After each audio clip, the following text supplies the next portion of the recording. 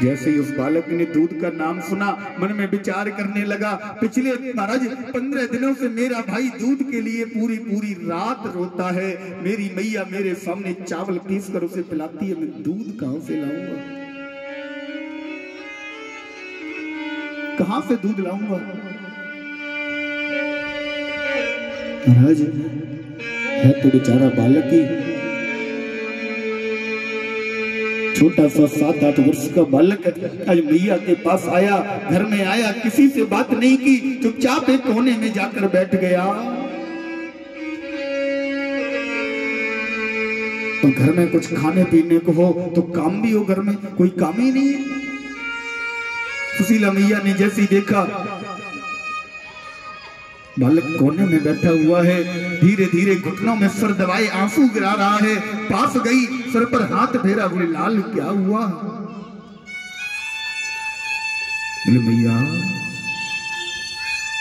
हमने उस विधाता का क्या बिगाड़ा, उस विधाता ने आज हमें इस लायक इस स्थिति में लाकर खड़ा कर दिया कि हमारे पास एक अन्न का दाना भी नहीं है। सुशीला मैया मन ही मन कहती है, हे परमात्मा तुझे इन बालकों पर भी दया नहीं आती, इन बालकों की तरफ तो कम से कम देख, मैं अपने लिए तुझसे कभी कुछ नहीं मांगती, कम से कम मेरे इन बालकों के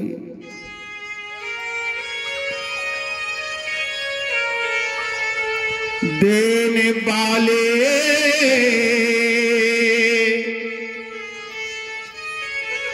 किसी को गरीबी न दे।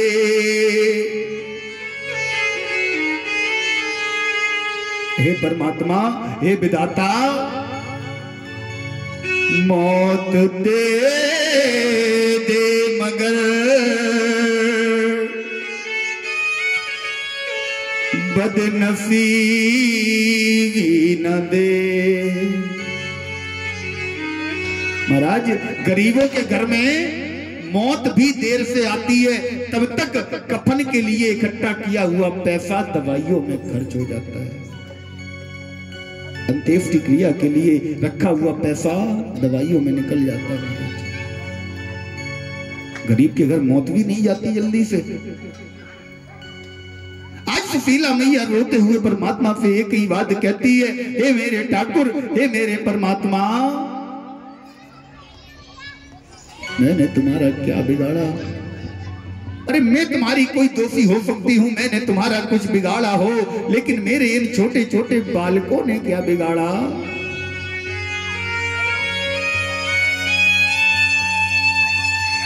बालक की तरफ देखती है, सर को ऊपर करते बोली, लाल बात तो बता, तू इतना दुखी क्यों है। बालक कहता है, मैया मेरे गुरुकुल में एक उत्सव है, सारे विद्यार्थी कुछ ना कुछ लेकर जा रहे हैं, मेरे गुरुजी ने मुझसे भी दूध लाने के लिए कहा है। मैया तुझसे एक बात पूछूं, पूछ मेरे लाल, क्या हमारा कोई ऐसा सगा संबंधी रिश्तेदार नहीं है। मैया मैं तेरी सौगंध खा के कहता हूं, मैं अपने पीने के लिए नहीं मांग रहा, मैं अपने पीने के लिए नहीं कहूंगा, मुझे केवल 2 चम्मच दूध मिल जाए जिसे मैं अपने गुरुकुल में ले जा सकूं।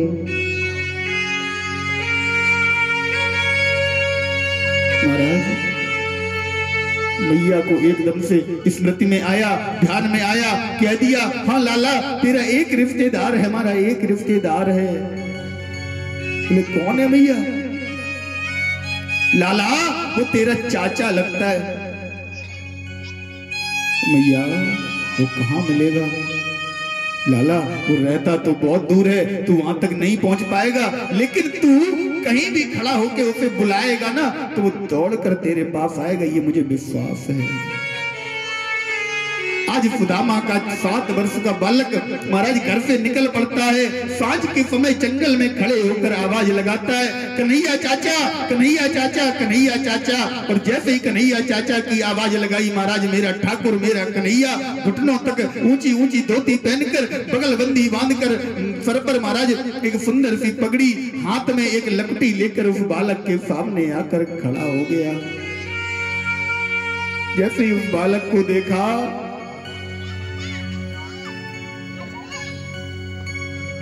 बता मेरे लाल। बालक रोता रोता पूछता है, आप कौन हो?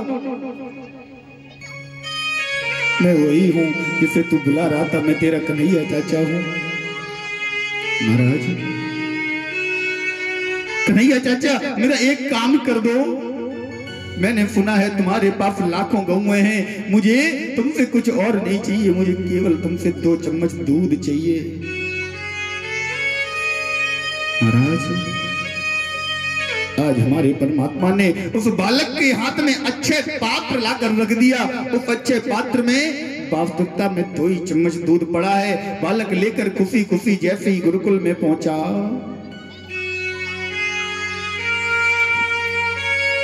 जैसे ही गुरुकुल में पहुंचा बालक गुरुदेव से कहा, गुरुदेव मैं भी दूध लेकर आया हूं। गुरुजी ने कहा, तू दूध कहां से लाया? बोले, गुरुजी मेरे एक चाचा हैं, उन्होंने मुझे दूध दिया है। गुरुजी ने कहा, वहीं देख एक पात्र रखा होगा, उसी पात्र में दूध डाल दे।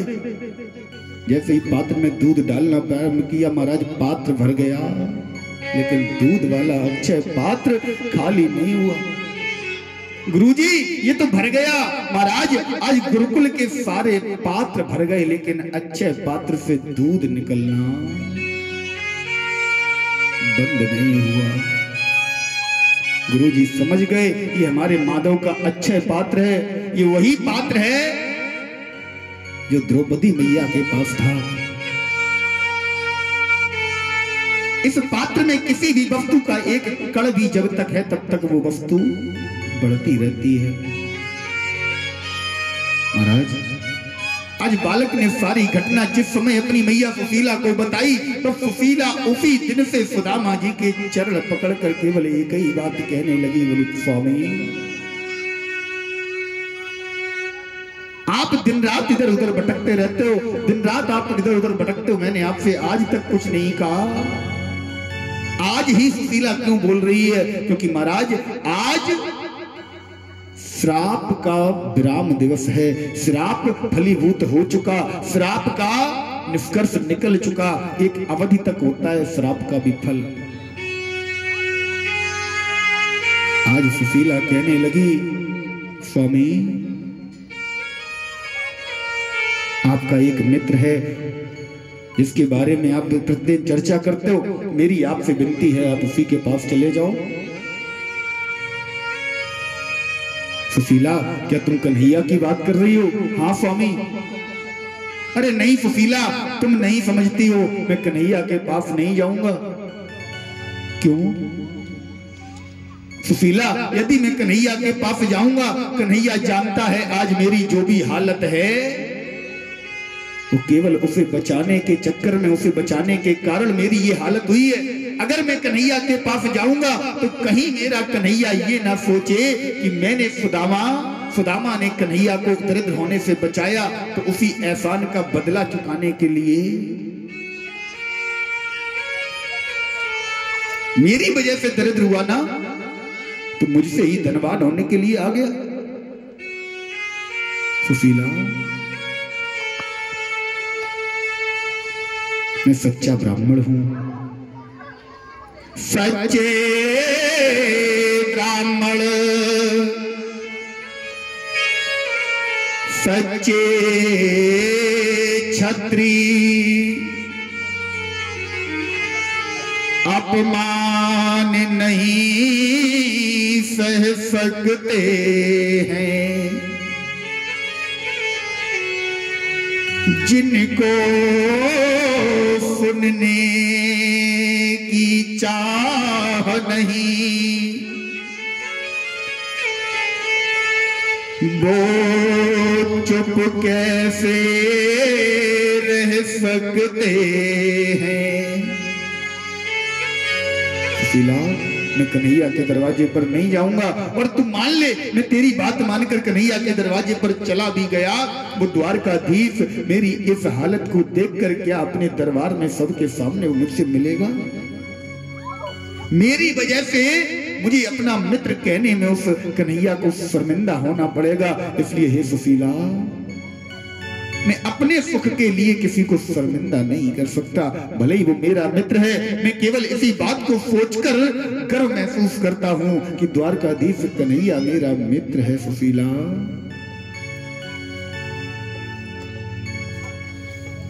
इसलिए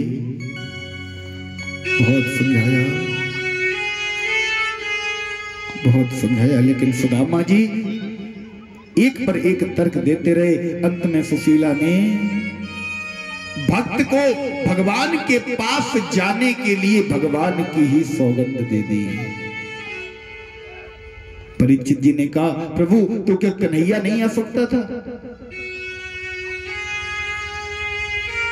सुखदेव जी कहते हैं, राजन, हमारा कन्हैया, हमारा ठाकुर कहता है, मैं तेरे लिए, तू अगर कष्ट में है तो मैं भी व्याकुल हूं, लेकिन मैं तेरे पास नहीं आ सकता। कब तक? जब तक तू पहला कदम मेरी ओर नहीं बढ़ाएगा। तू अपने घर से निकलकर मेरे रास्ते पर एक कदम तो बढ़ा, मैं तुझे रास्ते से ही उठा लूंगा, अपने पास बुला लूंगा, बस केवल एक कदम तो बढ़ा। महाराज, आज सुशीला ने हाथ जोड़े, स्वामी भटकना छोड़ो स्वामी, इन द्वार द्वार का, इन सबके द्वार द्वार पर भटकना छोड़ दो स्वामी। और अगर आपको भटकना ही है ना, आपको अगर एक बार भटक लो, मेरी बात मानो, अगर आप कहीं जाना चाहते हो, किसी के द्वार पर जाना चाहते हो ना, भटकना छोड़ो स्वामी, इन द्वार द्वार का, जाना ही है घर तो जाओ द्वारका। एक बार द्वारका चले जाओ, इन द्वार द्वार पर भटकने से कोई मतलब नहीं है, कुछ हासिल नहीं होगा। इसलिए स्वामी एक बार द्वारका चले जाओ। मुझको भरोसा